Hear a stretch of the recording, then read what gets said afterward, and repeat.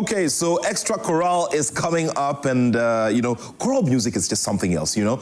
It just gives you a certain vibe and a certain verve, you know, and I just love it.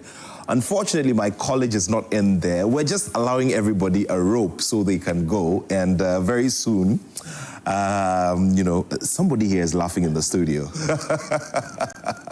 But a big congratulations to St. Peter's Senior High School, a big congratulations to Presbyterian Boys Presec, and a big congratulations to Oforipenyi SHS and SDA SHS in Koforidua Asokore. All these four are going to the very big final. And guess what the big final will be focused on? Well, it will be a focus on West African and African national anthems. Now, I'm sure that a big conversation will start, you know, on social media about whose anthem is the best. Is it Ghana? Is it Nigeria, Liberia, Burkina Faso, Cote d'Ivoire? Well, we'll get into all of that. And whose is most popular? Well, how do you get your national anthem to be even popular? Well, we have to be playing at the World Cup consistently. You know that, right? Well, all of these and more are coming up. But just before we get into the conversations, we've mentioned this quite a number of times here. And this is a time where we all get to reflect and pay our condolences and send heartfelt messages to the family of Mawuli Semevo, a legendary actor, one who blossomed greatly and has been very consistent over the years. In recent years, he also played very major roles in the on the screens, especially on stage productions, some of the biggest of them. I had a conversation with George Kwe, who's the CEO of Image Bureau, who've been putting up some of the biggest and best stage productions in recent times, and he's been talking about how Mawuli Semevo carried this production on his shoulder. We sure are going to miss him. And his unfortunate incident weaves into this conversation that we're going to have here. And my good friend Abna Ruthie, who's you know, Second Vice President of MUSIGA, is here with us today. She's been having major conversations with us in recent days. She featured on Showbiz A to Z the other day, bringing us a lot of education about what MUSIGA is doing and MUSIGA is up to. Abna, good to see you. You look so colorful, my goodness. We should take a photo together. Oh, yeah. Sure, Yeah. Good to see you. What have you been up to? I mean, aside honoring our invitations, yeah. Oh, so yes, I'm into my music. I mean, just before I came on air, one of your colleagues asked, when are you releasing the latest? If I watch out for it. I have one that is ready. Wow. Yes. I'm just trying to see the right timing for it. Very well. Yeah. We're looking forward to it. Yeah. You should. Yeah. And I love this vibe. Thank you. The whole light blue vibe. Let's talk a bit about Mawuli Semevo. You were just telling me that you saw it on our screens. Yeah. So I knew he was hospitalized, but I never thought this would come. I was sitting at the waiting area, and then I saw it, you know, crawl. And I was like, whoa, we've lost him. Wow. I mean, these are one of the people who helped shape our mindsets when we're growing up. I recall, you know, watching Harvest at 17. Yeah. And that movie really moved me. I think I was 16 years at the time. Wow. Wow. It just, you know, speaks to you. And so you go out there and you wouldn't want to mess up because, hey, somebody, you know, did this and this happened to them. And these people, you know, have entertained us, they have educated us, they have, you know, helped nurture us. And to hear of his demise is a blow. It's a blow to the industry. It's a blow to many people, you know. I don't know about, you know, how you saw the how the news came to you, especially the accident. Yeah. But I was just, you know, scrolling through some stories on social media, and the next thing I saw was some of his colleagues from his generation, especially Edina Matachi, you know, and we also saw a doctor in the ward, and she was confirming that the actor had been brought to them and they were taking care of him, and that urgent support was needed. And that is what struck the whole conversation about, you know, ensuring ourselves and getting all of these schemes and all of that. And in recent years as well, we've had various stories where, I mean, the current president has had a personal relationship with some artists where he supported them on a personal scale. Yeah. You know, the late Joalaka, you know. Manwa. Yeah, Manwa, you know, the founding member of Wulome and all of that. Yeah, I'd want you to tell me some more about how things have gone so far, but how much it touches so much, you know, us as a people, about these people living their lives and sacrificing during an era where it was more for the love. That's correct. So before I go in there, the Sunday he was taken to the hospital, I happened to be at the hospital. I see. And then I saw Ken Fiati, and then well, I've been trying to recall this man's name. Anyway, I'll remember later. And when I saw him, I asked, what are you doing here? And he was also like, what are you doing here? And he said, I mean, he told me that this is what had happened. And I was like, wow. In the first place, how the whole incident happened, you know, how we barricade our homes because of insecurity and all that, you know. There's a whole lot of conversation that has to go into this. But coming to the insurance bit, these people, yes, they've worked hard over the years. And I keep saying that it's not their fault that at their time, they didn't have so much conversation on insurance, savings, and stuff like that. So it's like, yeah, you're up there, you're getting it, and you're not really thinking of saving for the rainy day because you feel like you will always be hailed. We are fortunate at this time to be having these conversations, so those of our generation will be taking a cue from it. That said, we don't have to leave them like that. We have to do things that will help cushion them because, like I said, it's Harvest at 17 that, you know, helped shape my morality. Yeah, about, you know, getting involved in things that will not help me as a teenager. And it's true. I saw the film and it really, really spoke to me. I'm sure it did so for a lot of people, you know, at that era.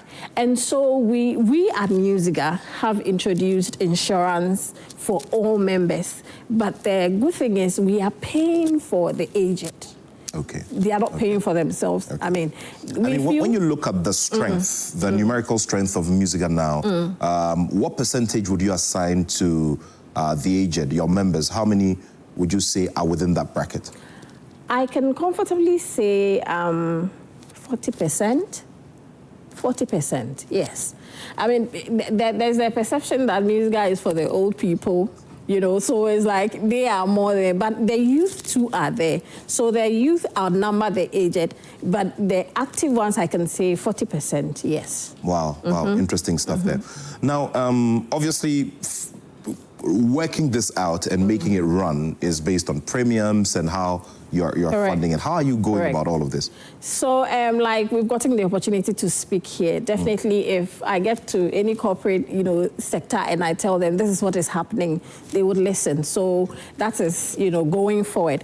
But now what we do is we do shows and then we raise funds. Okay. So, for instance, March is Ghana month, and we will have a concert at Plus 233 for High Life folks. And at that concert, we, you know, call in all these people, the ministers, you know, those in government, the well-to-do, you know, Plus 233 and how people patronize it. And so we raise funds at that concert. Before we continue, I want you to tell me about the first attempt and how it went. I mean, the MUSIGA concert. It was awesome. It was awesome. So that was last year during the Ghana Music Month, and we did it at the same place. It was awesome. It was awesome. The raising of funds, we didn't really get so much, but we are creating the awareness now so that as people come in, they know that they are coming to contribute to a worthy cause. You're coming to, you know, put something there to bless someone who has blessed you in the past. And so, yes, the first one was good. It was good, but we know that the coming one will go a notch higher. Well, if you just joined us, we're having a conversation about insurance schemes for musicians. And of course, broadening the conversation for people in the arts and how they can secure their future. MUSIGA is leading the way, and their second vice president, Abner Ruthie, is here with me in the studio. But also joining us on Zoom from the United Kingdom is Dennis. Dennis is the manager for R2Bees. Do remember that we've mentioned to you that we're going to have a conversation around their planned concert, which didn't come off. So, Dennis, good to have you here on the show. Trust you're doing well.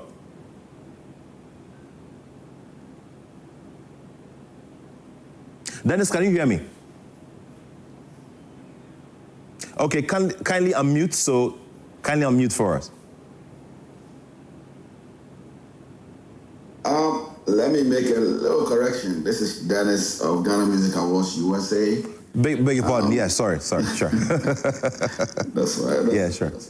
So yeah, we're just having this conversation around, getting insurance schemes and securing the future for people who are active in the space, and of course people who are now, resting after so many years of giving their all for the space.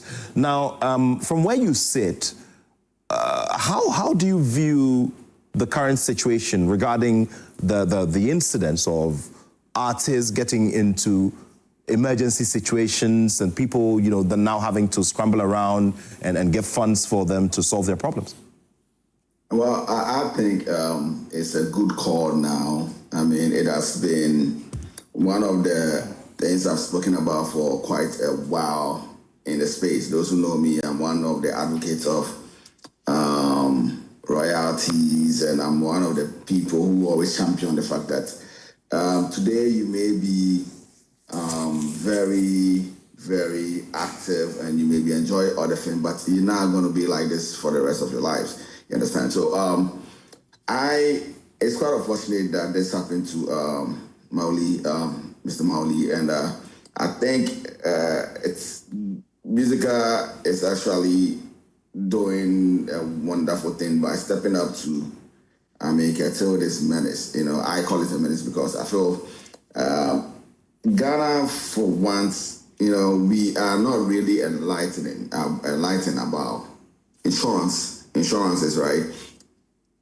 As against this part of the world where insurance is even like a must.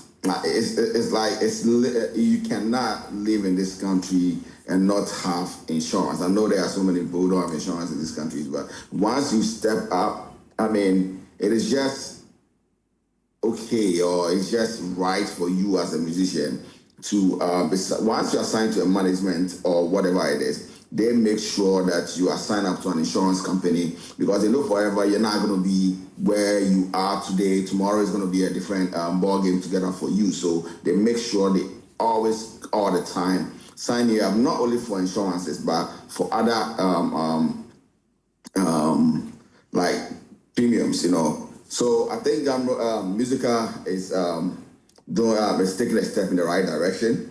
I thought this would have been done by individual insurance companies, because insurance is not just for an association, you understand? And I think it's just a right call for them to put this together for musicians.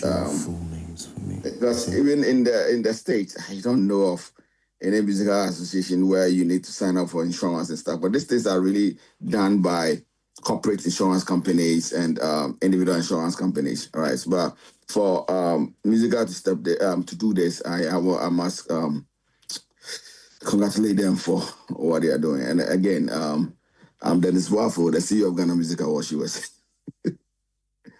Great, interesting stuff, Dennis.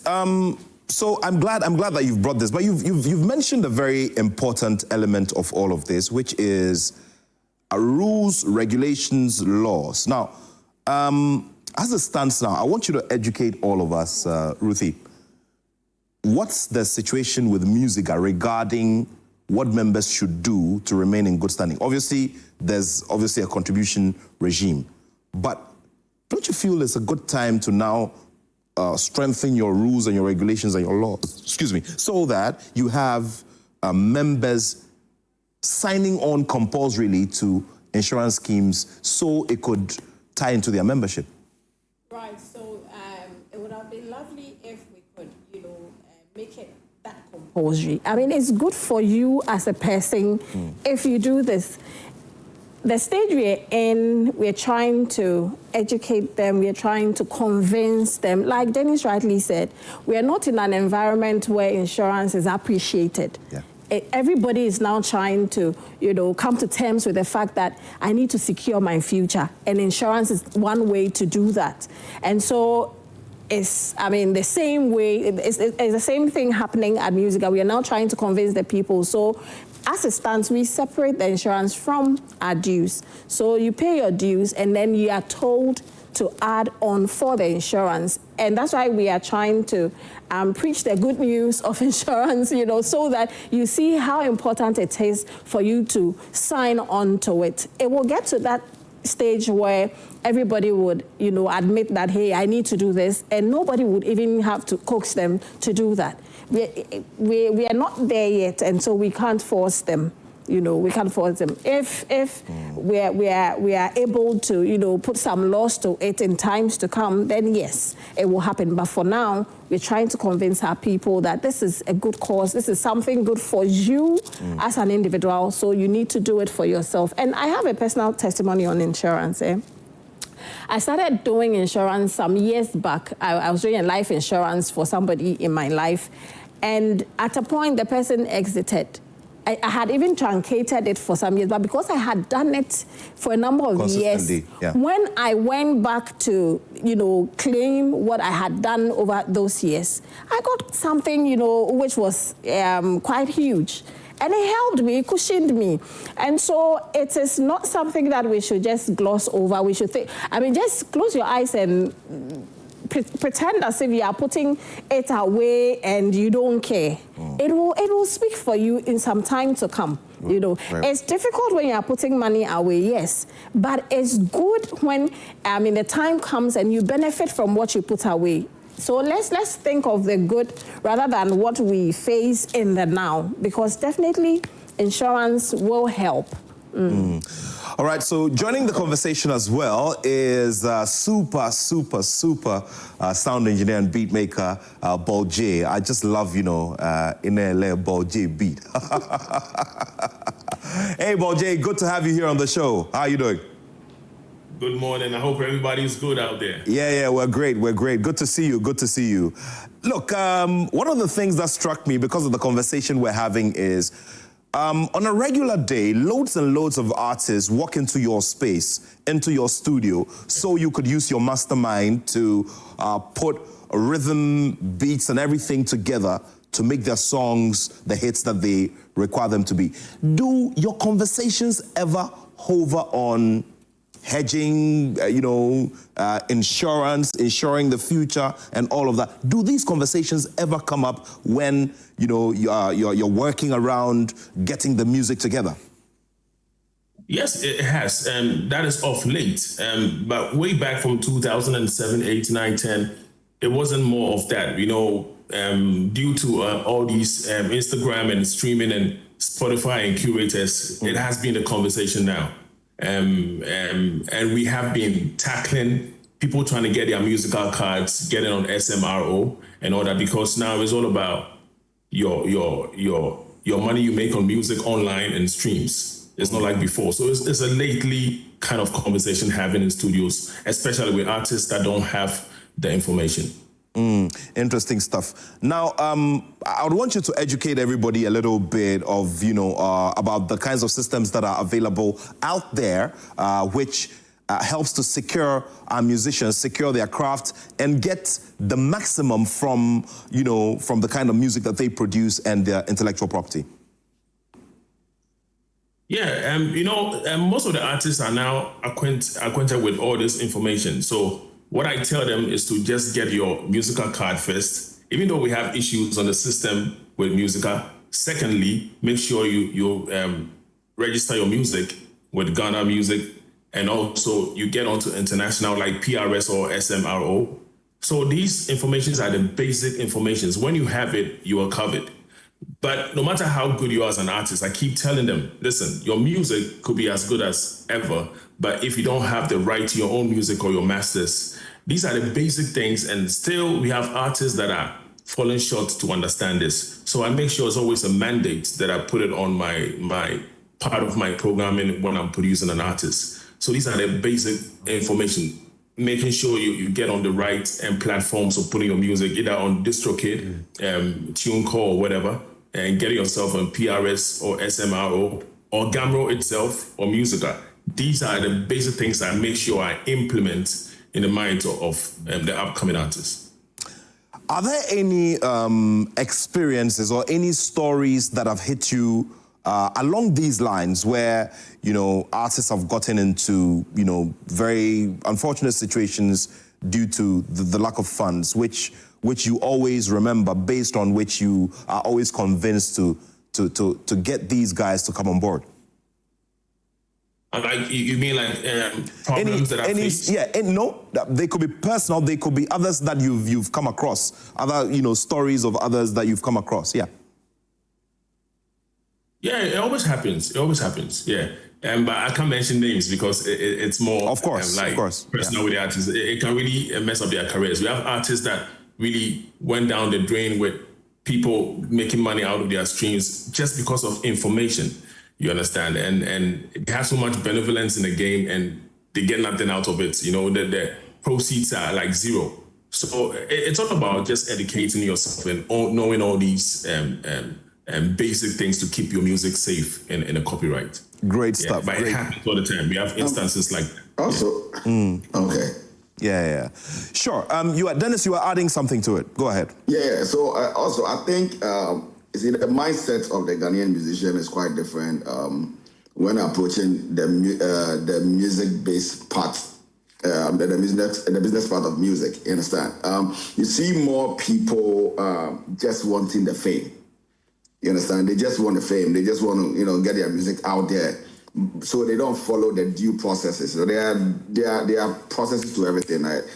Once you want to enter into music, you should understand that it's a business, and you need to tackle it like a business. You understand? And there are so many people who have seen, like Boji rightly said, just go in there and then they make zero proceeds for their music. You understand? It's because of the mindset people approach. The mindset and how they approach music. Some just go in there for the fame, forgetting that music is a business and you need to treat it as a business. You know, once, like he rightly said, look at all the platforms that gives you all these incentives, you know, right after releasing the music. Because I know in America, there are institutions or there are platforms where when you sign up, like you need copyright, you need, there are a lot of stuff, you know, we can't go into them today. You really need to attack or tackle music as like a business, as a musician. You know, sometimes the musician who is coming, the first musician who is coming into the limelight, he doesn't really care so much about the proceeds. Sometimes all they care about is, the fame. I want to be like Stonebwoy. I want to be like Shatawale. I want to be like this person. So all they think about is, okay, the fame. So they get in there, and then later on in life, they're like, oh wait, I really didn't make anything out of music. And that's some of the problems musicians are facing. The undergrads, I need them to understand that from now onwards, attack music or tackle music like a business. Yeah. Great stuff. Ruthie, let's now wrap this up, but let's focus on the next stage of what you want to do as a body from what you started. What then now is the next stage? What are you going to do from now? And what should people watch out for when it comes to, you and your advocacy along these lines? Right, so just to add a little to what Dennis said, so what MUSIGA is doing now as regards the mindset that he spoke about, we are doing capacity building for our people all over the regions, just so you know what you're coming into and what you need to know, all the rudiments, and that's why you have to be a member of MUSIGA. We are trying to help the people understand the craft they are in, and so yes, you need to join MUSIGA. And next stage for this is to help the younger ones as well to sign on to this. So we are not doing this focusing on just the aged, but the younger ones as well. We are pushing the information to them. And we are also engaging in training teaching people on the rudiments of music. So what we have identified is that people come in there with raw talent, and like he rightly said, it's the fame they look at. So we want to make sure that they know the music and everything that comes into it. And we're also trying to stage programs. For instance, in March, Ghana Music Month, we will be having a concert at the National Theatre in collaboration with CJ Multimedia to showcase these talents. It's free, and we are urging everybody to come. I mean, those who, executive producers especially, come there and pick, talents and then help them grow. So basically, MUSIGA is out to make sure that the welfare of musicians is a priority. We want musicians to thrive. We don't want to have this narrative again, come next 5 years, come next 10 years. We want to make sure that people are well equipped, well educated, well informed, so that in signing their contracts, anything they have to do, they will, be on top of it. Abner Ruthie is second vice president of the Musicians Union of Ghana, MUSIGA, and there's a lot coming up in the coming weeks, as she's also already told us. But the focus is to ensure that we get as many musicians signed on to MUSIGA and then be part of the advocacy as well, so that the message is spread, so that in some years to come we don't have any incidents of artists, struggling to get things done when they are not active. Well, more to come here on the conversation this beautiful Friday, because we want to throw the focus on the seeming uneasiness between Stonebwoy and R2Bees. Now, Dennis Boafo, remember, is the CEO of the Ghana Music Awards USA, and he's also in charge of promoting events for R2Bees. Dennis, the simple thing is, loads and loads of stories flying around about the choosing of a date and how it's clashing and how it's making it look all jumbled up. What is happening, and how do we get ourselves out of here? All right, so I followed the story, and again, I don't manage R2Bees. I know you're talking about Dennis Tavia. Dennis Tavia is in the UK. I'm in the United States. Okay, so but I kind of have a fair idea as to what is happening. And one thing for sure is that the Ghanaian industry needs to understand that how they organize concerts in the diaspora solely becomes successful when they partner with institutions in diaspora. Why am I saying this? Me, for example, I'm a promoter, and I'm also an event organizer, right? So what it means is that I know the turf. I know what goes into organizing events in America. I know the right people to talk to. I know the right audience. I know the people to get involved. You understand? And I also know for a fact that the artists in Ghana also, before coming to organize an event in America, also contact some of these event houses in the diaspora. Now, this is one thing that we all need to understand, okay? There's always this thing between the artists, the Ghanaian promoter thinking they can do very well or very, very, very well in the diaspora without the help of other promoters. For instance, this case in point, I must say that they should find a level ground. They should find level grounds, right? Because currently it's not really looking good for the Ghanaian music or Ghanaian entertainment. We all know Dennis has been in the system for quite a long time. Me, for example, let's say I want to invite Ghana Music Awards USA will be held somewhere in August, right? So I've already booked my venue. I've paid for the venue. I've started promotions. I was in Ghana to do all the promotions, right? Now, if let's say somebody wants to organize an event in New Jersey, my show is going to be in New Jersey. Let's say somebody also want to do the same thing in New Jersey. It's just prudent for the person to cross-check to see if there's another event going on that same day so that it doesn't crash. You understand? And once it crashes, you need to understand that the same Ghanaians who wants to go to a Shatawale show or a Stonebwoy show will be the same Ghanaians who want to come to a show I've organized for Familia or for Kofi Dennis, you've raised a very important point, and you are a man on the ground. So I would want you to tell us this. You know, I was giving an example to Asiedwa earlier about 24th of December 2023, where we had about 4 shows on the 24th of December, Christmas Eve. Samini was involved for his Samini experience. Kojo Npi was also involved. There were 2 others that made about 4 different events. Now, they were all sold out here in Accra. We're looking at the diaspora here. It's this, the United States, we're talking about. So obviously, the dynamics are a little different. Is it possible to have a similar scenario where both events can be sold out if they're all happening on the same night? In the same state, I will emphatically say no. No, okay. No, okay. Because the Ghanaians themselves in the diaspora don't like going to events. Okay. Have you found out what the key reasons are, for Ghanaians? Why Ghanaians don't like going to events? Tell me. Of course, they care about sending money home. They care about their overtime. They care about, they are not really enthused about entertainment. And remember, the crop of Ghanaians now in the diaspora are the old ones, the old guys, they've been here for the past 20 years, 30 years and stuff. Okay. So they are thinking about relocating to Ghana. So what they want to do is send money back home and, build some properties and stuff. So they are not really enthused about, if they want to really enjoy themselves, they right back come to Ghana in December and come and enjoy themselves, right? Which is something that I even would do, you understand? But now we are changing the narrative. I'm not saying there's lower. I mean, now there's a trend. The trend is going up. You see that, now people are coming out because of the packaging and because of the kind of event we organize for the new crop of people. But you see, that is where we need to understand that the turf in America is completely different from that. You see, for example, Ghana is just, the shows always happen in Accra. All right, the shows happen in Accra. But in America, we have Ghanaians in New Jersey. New Jersey is almost like a country. It's almost like the size of Ghana. We have Ghanaians in New York. And they are always not based in the cities.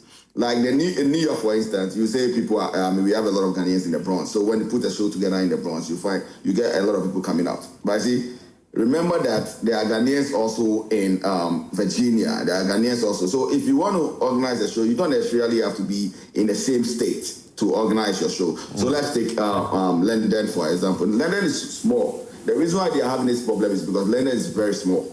Understand? London is like the size of, Accra or whatever. It's just like Accra. And Ghanaians are all centered around that small place. That's why sometimes you have this conflict. But usually in America, because we live in different states, it's just prudent that instead of you focusing on organizing an event in New Jersey whilst I'm having my show, you can also move to a place like New York and also have your show the same day. And that will be successful. But doing shows on the same day, the same city, I'll be apparently, I'll be honest with you, it's not a good thing to do. All right, Dennis, and apparently there is some difficulty as well finding a middle ground because both managements have had conversations, and I'm sure you know a bit about this as well. So what do you make of this inability of both managements to find a middle ground, especially because they find themselves in the same jurisdiction and around the same terrain, appearing and appealing to most of the, I'd want Bolje to also give me his perspective on this one, where both managements are just not able to reach that consensus where there's an agreement to even say that, Stonebwoy was going to appear as a show of solidarity at this particular event so that we know that they are one, even though they are doing 2 separate events. Okay, so I think this is more like a power play. Okay, well, I'm based here and I want to do this, and you're coming from Ghana, and you can't tell me what to do. I foresee some of these possibilities, right? But it doesn't take away the fact that, the business companies, a lot goes into organizing events in the diaspora. I'm sure both teams have put in a lot of resources. So pulling out at this last minute, the show is this weekend, right? Wow. So pulling out last minute is going to be a tough one. But I don't know how they didn't foresee this in the past, that, hey, this person is organizing this show. Interesting. So from your end, clearly it is a bit of ignorance about the realities on the ground out there in the diaspora. Okay, well, I'll come back to you, Dennis. I'll come back to you very shortly. But Balje, you also tell me, from where you sit and where you stand. I mean, managing these artists and coming into such conversations, ideally from where everybody sits from outside, the expectation is that you are both Ghanaians, you are both out there, looking for the same interests. You should be able to come to a consensus, especially as it's very tight and you're appealing to the same audience. Yeah, we're looking at this, we have to look at the population. This is not Nigeria. In Nigeria, you have over 300, almost 300 million people in Nigeria, and 230 million. We have 30 million people in Ghana over. Running a show in the diaspora, it's very, very, very calculated to make sure you make your gate proceeds. So in Ghana, we have a few people in the diaspora. So we all know Stonebwoy. He's one of the greatest artists in Ghana now. So with the information, if the event organizers that are organizing the show for the independent call Stonebwoy, and Stonebwoy will be like, okay, I'm on a tour. I'm going to be on the same place, the same time. Then we don't have any problem. Everybody got to go home. But if it pops up like the event has been promoting the show with R2Bees for a very long time, which everybody knows, and now Stonebwoy just pops up with his tour at the same area, the same time, that is where the problem is, because we all know Stonebwoy is a giant. Even though it's a plus for Ghanaian music outside the world in the diaspora here, it's still going to be a clash. And also, one event might fall, not because R2Bees is not good as Stonebwoy. We all know R2Bees are legends. But when we divide it, because of our population, if we have only like, let's say 2,000 people in Ghana spread around the UK, we are going to have like 1,500 going to the Stonebwoy show. But originally we had the 2,000 supposed to go to a show with Stonebwoy and R2Bees and everybody in Ghana in one room. So the division makes it look like there's too much. There's another twist. I'm sorry to cut you in, but there's another twist too, right? On the other side, yes, Stonebwoy is very popular, and we all know Stonebwoy is huge, right? Yes. But this is the other thing too. Dennis is an icon when it comes to events in London, period. So the Stonebwoy team also has to look at that, because he knows the props to pull. He knows the people to talk to. He knows the kind of the right promotions to do, because we know he has done events over the years, like 20 plus years, and he has experience of bringing people together. So interesting. I think the Stonebwoy team should also be very mindful and careful. More like tactful. I mean, do this with a lot more tact. Yes. Very well. Because like Dennis is a legend when it comes to show organizing in the diaspora. I will not try that with Dennis in London. Very well. Very well. Dennis, thanks so much for the thoughts. One more thing. Sure. One more thing. The thing is, when it comes to events, it's not about who has been in the game for a long time. It's about we being more realistic and understand who has put his date out there. We know on the 8th of March, this is happening, and we call your artist, and maybe it couldn't happen with your artist. And the artist, suddenly, because he has a big name, pops out. All you hear on the street is a sabotage. They don't care what is happening. All they know is that R2Bees is coming. They are supposed to be with Stonebwoy, and it's not happening. Very well. So no matter how, we all know Dennis is a giant in the event organization. We all know Alodia is a giant in the event organization. We are looking at the date. 8th March has been registered for love of Ghanaians as independence. This doesn't sound like an independent thing. Great. So for you, Balje, it's more of the principle of it and sticking with principle. Very well. Now, guys, we sure would have to pick up some of these conversations on subsequent shows. But just before we go, maybe in 30 seconds each, I just want to get into what you guys are up to. Balje, what's the latest project coming up for you? What should we be looking out for in some 30 seconds? Yeah, as usual, every 2 years I come to the UK to make sure we put Ghana to the diaspora, I'm looking at upcoming artists. I'm now working with an artist called Rocky Jigger. Okay. He's a rapper. I'm trying to turn him to a singer. Okay. So we just dropped the song, Slow Down, and it's going to be everywhere very soon. It's already having 30K on YouTube now. So it's still the same agenda, Ghana music to the world. And this is an Afrobeat that I think I'll be pushing to the diaspora, you know. And so everybody should just check out on Rocky Jigga. Alrighty. Alrighty. Ball J, thank you so much. And we might be showing up for the show. Oh, wow. That would be amazing. Yeah, that would be amazing. Let me go to you, Dennis, for your bit as well on what's the latest is for you. I'll just tell Ball J to encourage the artists to do more high life. Yeah. But that's just on the life.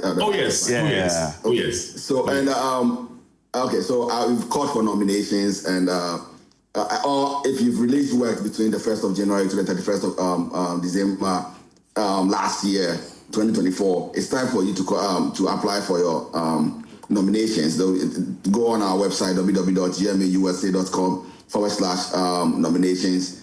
Put in your nominations. If you are lucky, you'll be nominated, and come and join us at the biggest event that will happen in America this year, Ghana Music Awards USA. Great stuff. It's going to be held in Atlantic City. Everybody knows when it comes to GMA USA, we are the biggest event or the biggest award show in the diaspora. So you want to show up, you want to start buying your ticket. Tickets are out. Start buying your ticket now. And let's go have fun on August 16th. But yeah, see you. I hope I'll see you. Oh, yeah. I think I'll be dividing myself into two. I'll go to Stone and then run back and come to R2Bees. But, you know, I'm just hoping I'll be in the United States. And I'll be in the United States for your show. Yeah. Okay, sure. All right, guys. So let's, Dennis, I'm looking forward to my invitation to the event to come so we come and support you. We'll talk. I need to see you.